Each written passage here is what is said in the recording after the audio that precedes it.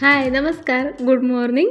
मी स्नेहा कोगदे फॅमिलीमध्ये पुन्हा एकदा तुम्हा सर्वांचं खूप सारं स्वागत करते. कसे आहात तुम्ही सगळे? आशा करते तुम्ही सर्वजण मस्त मजेत आणि भरपूर आनंदात असाल.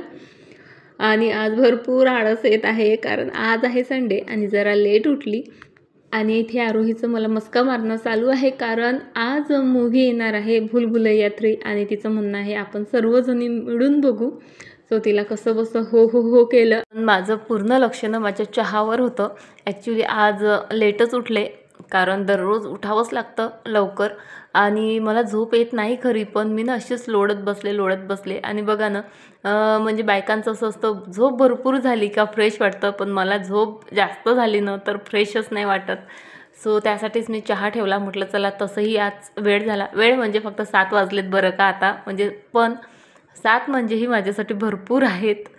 सो इथे चाय वगैरे केला. चायसोबत आता इथे ब्रेड बिस्किट वगैरे आरोहीचे पप्पा घेऊन आले होते. सो तेच नाश्ता म्हणून आपण आज कन्झ्युम करू असं मी त्या सर्वांना जे आहे मनवलं. कारण एक दिवस जरी नाश्ता स्किप झालं की भरपूर कामं ना म्हणजे कमी झाल्यासारखे वाटतात. माहीत नाही का ते, म्हणजे नाश्ता बनवा, त्यासोबतची भांडी प्रत्येकाला ती सर्व वगैरे करा म्हणजे अशी भरपूर कामं असतात जी आपली कमी होत असतात. सो ती कामं कमी करण्यासाठी मी मस्त चाय बनवला आणि त्यासोबत ब्रेड बिस्किट वगैरे होतेच. पण म्हणजे नाश्त्याचं काम चहावर भागवण्यासाठीचा म्हणजे सर्वांना मनवण्याचा जो एक स्ट्रगल असतो ना तोही काही वेगळाच असतो बरं का. सर्वांना मी प्लीज करून कसं तरी चहा बिस्किटांसाठी इथे मनवलं आणि सर्वजण मस्त इथे मिळून आम्ही एन्जॉय करत आहोत.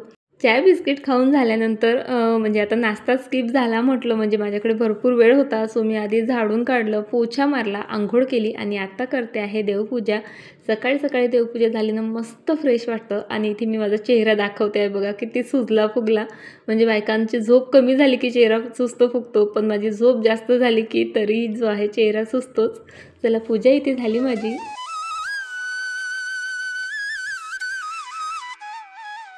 आज संडे आहे म्हटल्यावर जेवणात काहीतरी स्पेशल असलंच पाहिजे नाही का. आणि बरेच दिवस झाले पनीर जे आहे म्हणजे विकत आणून अशी भाजी वगैरे काही बनवलीच नाही कारण 1-2दा खूप वाईट अनुभव आला पनीरचा. सो त्यामुळे हिंमत काही होत नव्हती. पण आणि घरी बनवायचं तर तितका वेळही पुरेसा नव्हता. सो आरोहीचे पप्पा बोलले जाऊ दे, एखाद्या वेळेस होतं तसं काही, नेहमीचं नाही होणार, यावेळेस पुन्हा आपण आणून बघू म्हणून. सो आज ते पनीर घेऊन आलेत आणि त्यासाठी इथे जे आहे मी छान कांदा टोमॅटो चॉप केलं होतं. आणि सुरुवातीलाच तुम्ही बघितलं मी अर्धं बीटही यात घालते आहे बघा. बीट मी नेहमीच घालते, त्याचं कारण तुम्हाला दाखवते आता. ग्रेव्हीचा कलर बघा तुम्ही, सॉरी पेस्ट आहे सध्या ही पेस्टचा कलर बघा किती छान लाल आलेला आहे.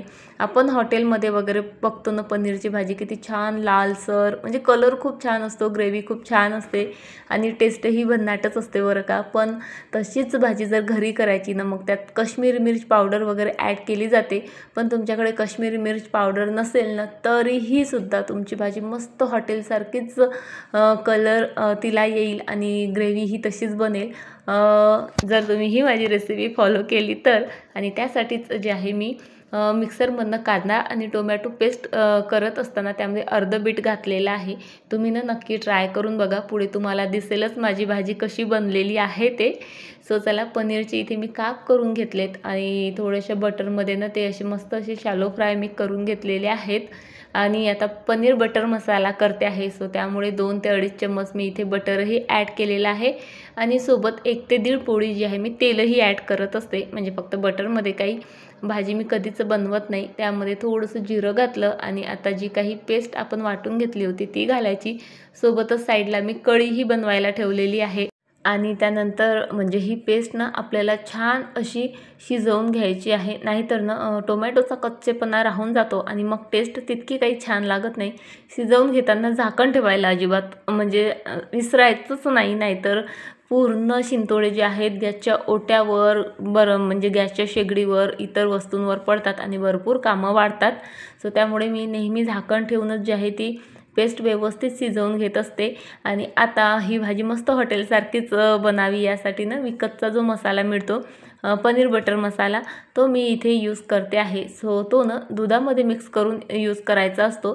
सो तो मी दुधामध्ये मिक्स केला आणि त्यानंतर जे आपले कोरडे मसाले आहेत जसं तिखट, हळद, मीठ, जिरेपूड, धनेपूड ती ॲड केली आणि आता जो दुधामध्ये मिक्स केलेला सुरुचीचा बटर पनीर मसाला आहे तो यामध्ये मी ॲड करणार आहे. या मसाल्यामुळे खरंच चव इतकी छान येते ना काय सांगू.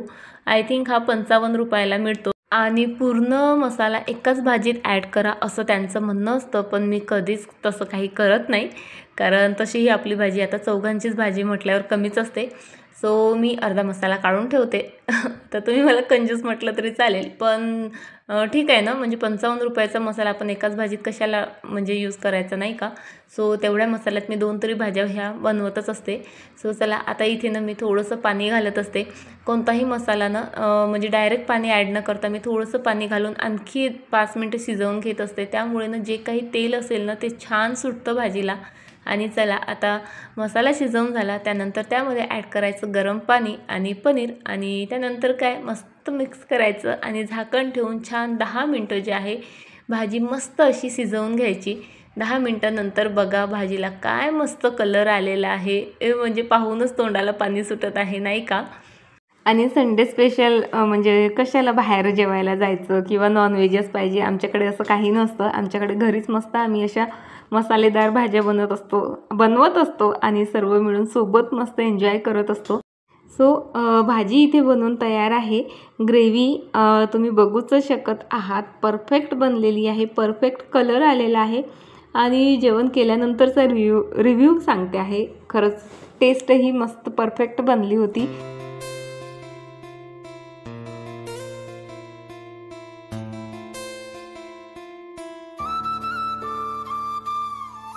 बरं, चव तर काही तुम्हाला कळणार नाही, पण भाजी बघून तरी तुम्ही मला कमेंट करून नक्की सांगा भाजी कशी दिसते ती. आणि आता पनीर म्हटलं म्हणजे मस्त त्यासोबत गरमागरम असे खुसखुशीत भाजलेल्याच पोळ्या आम्हाला आवडतात, थोड्याशा जाडसर, म्हणजे त्याला तुम्ही परोठे पण म्हणू शकता. सो मस्त अशा वेगवेगळ्या शेपच्या ज्या आहेत आज पोळ्या केल्यात. तेवढंच जे आहे मुलांना ना जेवणात इंटरेस्ट येतं. पिहू तर फारच खुश होऊन जातो असे वेगवेगळे शेप पोळ्यांचे वगैरे करून दिले तर, आणि पिहूचे पप्पासुद्धा. आणि आज संडे आहे म्हटल्यावर मुलांचं ना म्हणजे प्रत्येक बाबतीत लुडबुड लुडबुड लुडबुड करणं चालूच असतं आणि मीही म्हणजे करू देते, कारण आज तसंही म्हणजे सर्व कामं मी ना अगदी निवांत अशी करत असते. रोजसारखी घाई नसते ना, म्हणजे स्कूल नाही, टिफिन नाही, काय नाही. त्यामुळे आजचा दिवस त्यांना जे करायचं ते मी करू देत असते. इथे माझ्या पोळ्या चालूच होत्या तर पिहूचं मध्ये मध्ये चालू, मम्मा मलाही पोळी करू दे असं तसं. सो त्यालाही मी एक म्हणजे बेलन वगैरे दिलं आणि म्हटलं कर बाबा, तू तुझ्या पोळ्या कर, मी माझ्या पोळ्या करते. आणि सोबत आमच्या गप्पा गोष्टी आणि भरपूर जे आहे एन्जॉयमेंटही चालू होतं. पण पसारा तुम्हाला दिसत असेल, असा मस्त पसारा झाला होता ना आज ओट्यावर की कायच सांगू. म्हणजे भाजी होईस्तोवर, माझ्या अर्ध्या पोळ्या होईस्तोवर माझा किचन ओटा जो आहे अगदी मस्त होता. पण पिहू आल्यानंतर भरपूर पसाराही झाला आणि सोबत माझ्या पोळ्या पण बघा म्हणजे अगदी करपायलाच लागल्या, कारण त्याचं चालूच होती इतकी मध्ये लुडबुड की काय सांगू तुम्हाला. पण ना टी व्ही आणि मोबाईल पाहू दिल्यापेक्षा ही लुडबुड केलेली ना जरा परवडते आपल्याला. त्याचं चालू होतं, तू मला पोळी नाही करू देशील तर मला मोबाईल दे, मोबाईल नाही देशील तर मला टी व्ही तरी दे. आणि ते मला काहीच त्यांना द्यायचं नव्हतं म्हणून त्यांना लुडबुड करू दिलीत. त्यानंतर जेवण झाल्यानंतर बघा लगेचच मुलं अभ्यासाला बसली. म्हणजे हा चमत्कारच आहे खरं तर. म्हणजे तसं त्यांना बसा रे बाबा, अभ्यास करा रे बाबा असं सतत ओरडावं लागतं. पण जसं जेवण झालं ना तशी जेवायला बसली. आणि याचं कारण सांगू का तुम्हाला, दोघांनाही आंघोळ करायची नव्हती आणि म्हणून जसा हात धुतला भांडे बेसिनमध्ये त्यांनी त्यांची ताटं आणून ठेवलेत आणि लगेच पळत अभ्यासाला जाऊन बसलेत. कारण त्यांना माहीत होतं मम्माचे भांडे वगैरे झाले, आवरून झालं की ही सरळ आपल्याला बाथरूममध्ये आंघोळीला घेऊन जाईल. म्हणून त्यांचं जे आहे बघा इतकं एक्सप्लेनेशन आणि इतकं काही, मम्मा आज सुट्टी आहे, आज तरी निवांत राहू दे, सायंकाळी करतो, असं करतो, तसं करतो, तसं करतो. मग मीही म्हटलं अच्छा ठीक आहे. आणि त्यानंतर म्हणजे जवळपास 11 वाजले असतील, भूलभुलैया पिक्चर स्टार्ट झाला आणि आम्ही तिघांनी भरपूर एन्जॉय केला. आरोहीच्या पप्पांना जेवण केल्यावर खूप झोप येत होती, म्हणजे त्यांना म्हणजे आम्ही असंच नाही सोडलं, भरपूर रिक्वेस्ट केली चला चला चला, जबरदस्तीही केली पण ते काही ऐकेनाच. सो आम्ही तिघांनीच जे आहे मग पिक्चर मस्त एन्जॉय केला. आणि ना हॉरर कमी होता, कॉमेडीज भरपूर होता, त्यामुळे भरपूर मजा आली. आणि बरेच दिवसानंतर म्हणजे 15-1 दिवस झाले असतील की आम्ही असं सोबत मस्त एखादा पिक्चर एन्जॉय केला असेल. आणि मुलांसोबत क्वालिटी टाईम स्पेंड करायचा असेल ना तर अगदी त्यांच्यासारखं बनावं लागतं. आणि मग काय त्यांचीही मजा आणि माझीही मजा भरपूर एन्जॉय केलं. त्यानंतर त्यांचा हा असा स्लायडिंगचा गेम स्टार्ट झाला आणि मी जे आहे थोडं शूट करत होती आणि त्यांना चेअरअपही करत होती. आणि स्लायडिंगसाठी म्हणजे तुम्ही बघा त्यांनी काय यूज केलेलं आहे. आरोहीने मोठं ताट घेतलं एक आणि त्याने छोटी प्लेट घेतली. म्हणजे खरं तर माझं मनही दुखत होतं, कारण माझे दोन्ही भांड्यांवर मला माहीत होतं चांगलेच क्रॅशेस येणार होते, पण ते काही ऐकेनात आणि इतकं मस्त एन्जॉय करत होते, इतके खुश होते ना. मग म्हटलं जाऊ दे, मुलांच्या आनंदापेक्षा आणखी तरी काय हवं असतं आपल्याला, नाही का.